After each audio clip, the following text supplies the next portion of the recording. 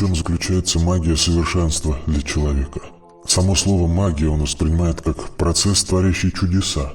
Это волшебство, которое дарит нам нечто необычное на основе одного взмаха волшебной палочки или произнесения волшебного слова. Из ничего появляются предметы, а человек способен превращаться из одной формы существования в другую.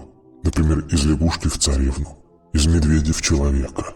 Лампа Аладдина обладает свойством материализовать предметы роскоши по желанию человека. А олень, прозванный серебряным копытцем, способен выбивать драгоценные камушки своим копытцем. Все это на первый взгляд кажется выдумкой, но если вдуматься в происходящее, то оно имеет реальное подтверждение.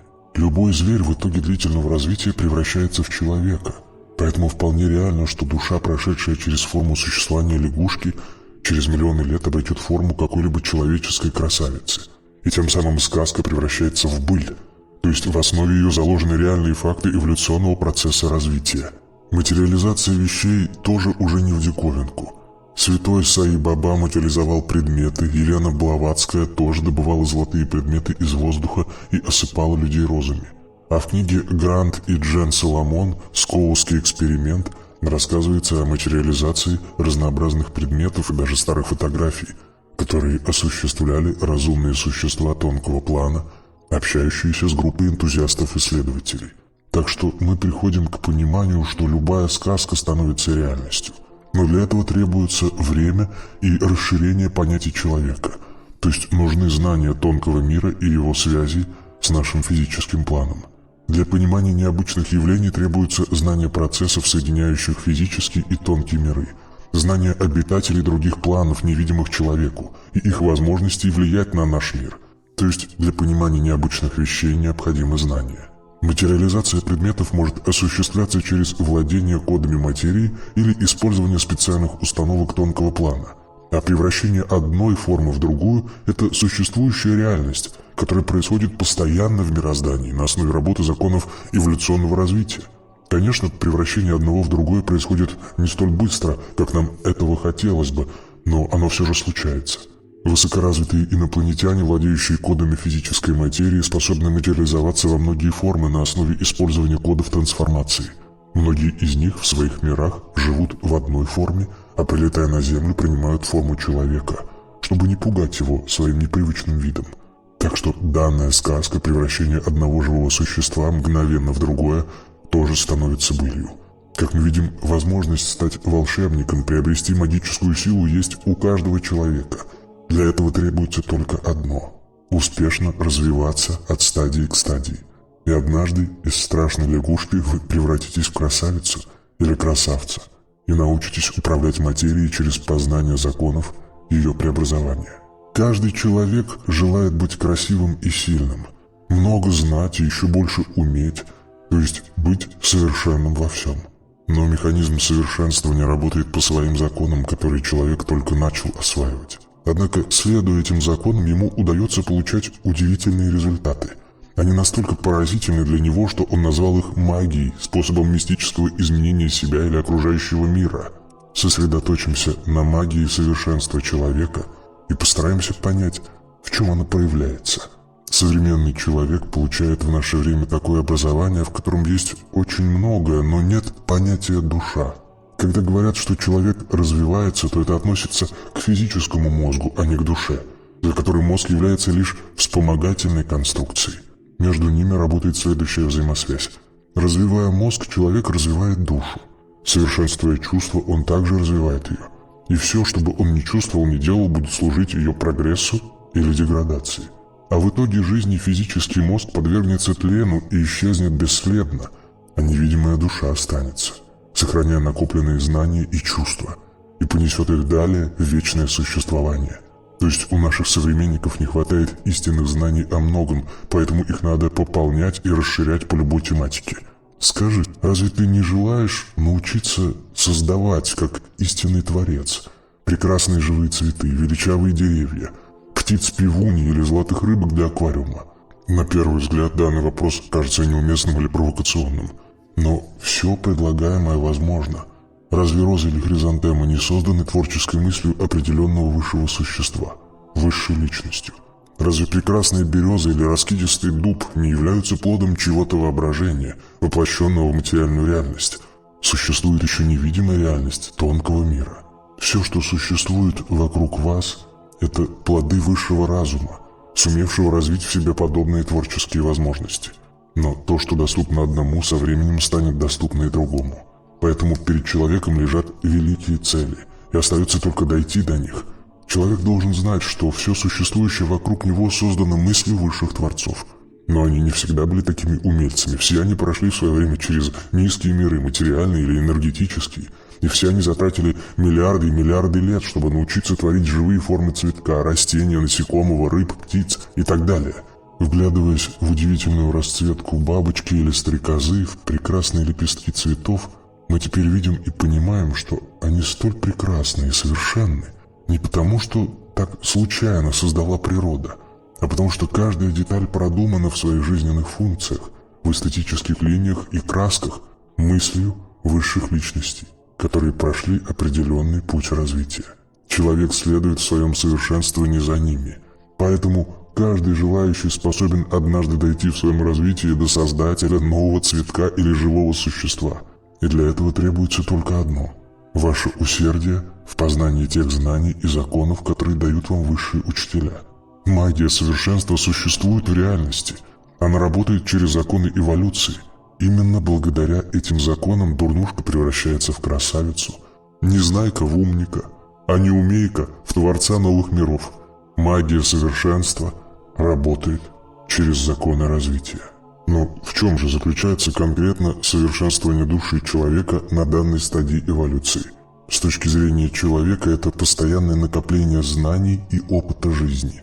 С точки зрения космоса или высших учителей это постоянный рост энергонакоплений души, то есть внутреннего богатства, талантов, сверхспособностей, рост ее энергопотенциала за счет увеличения числа энергокачеств.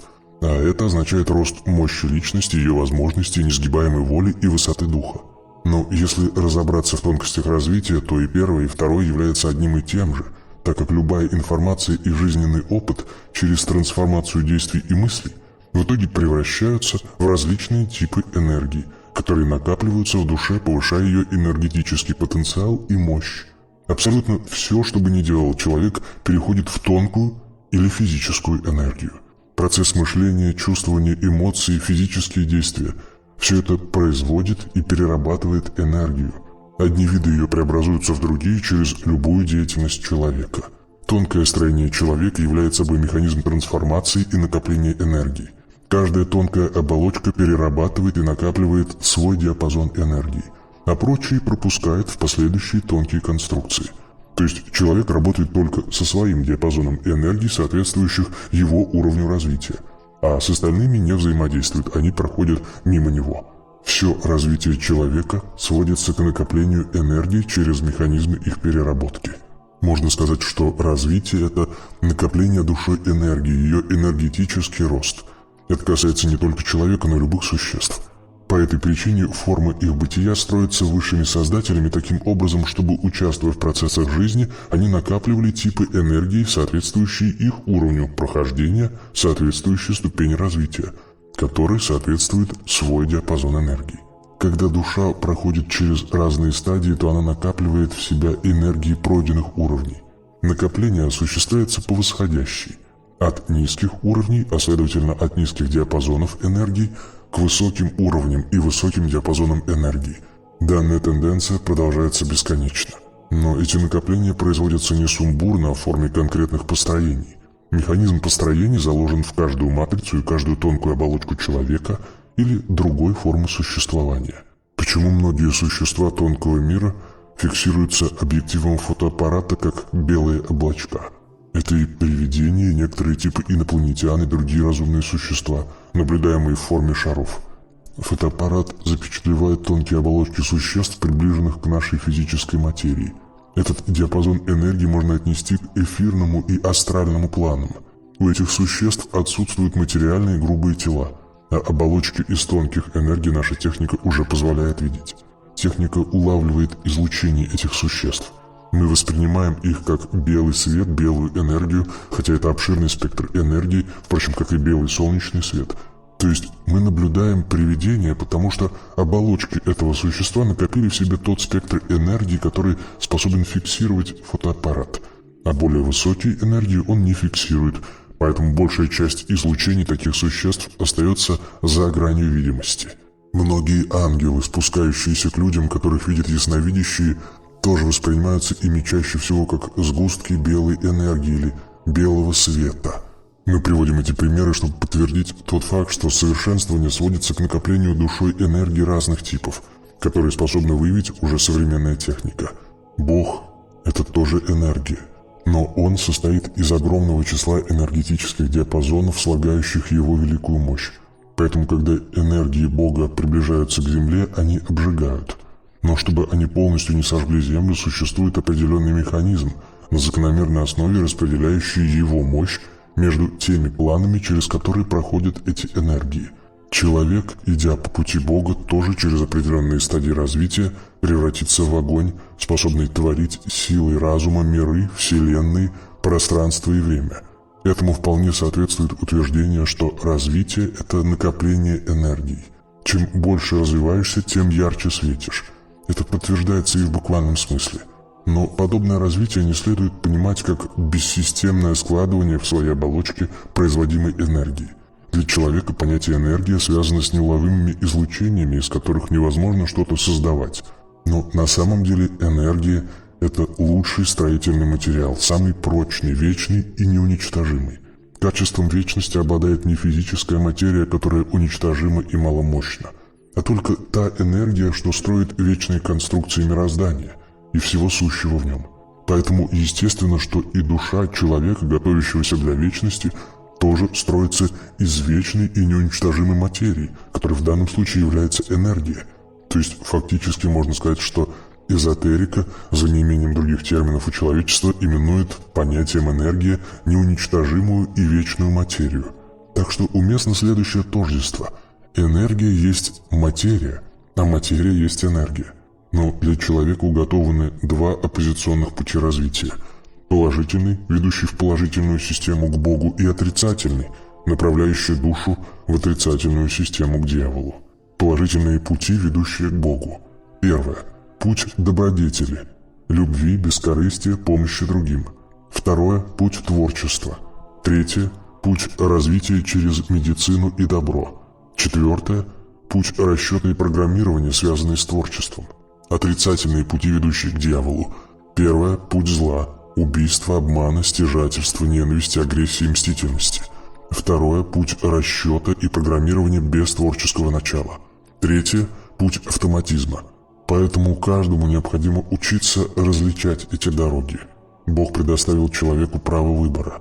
Но обе системы тоже получили право разными методами направлять души в свою сторону, поэтому между ними развернулась борьба за души. Это две высокоразвитые могущественные личности, возглавляющие оппозиционные направления развития и имеющие собственные иерархии, в которые и приходят души после развития на Земле.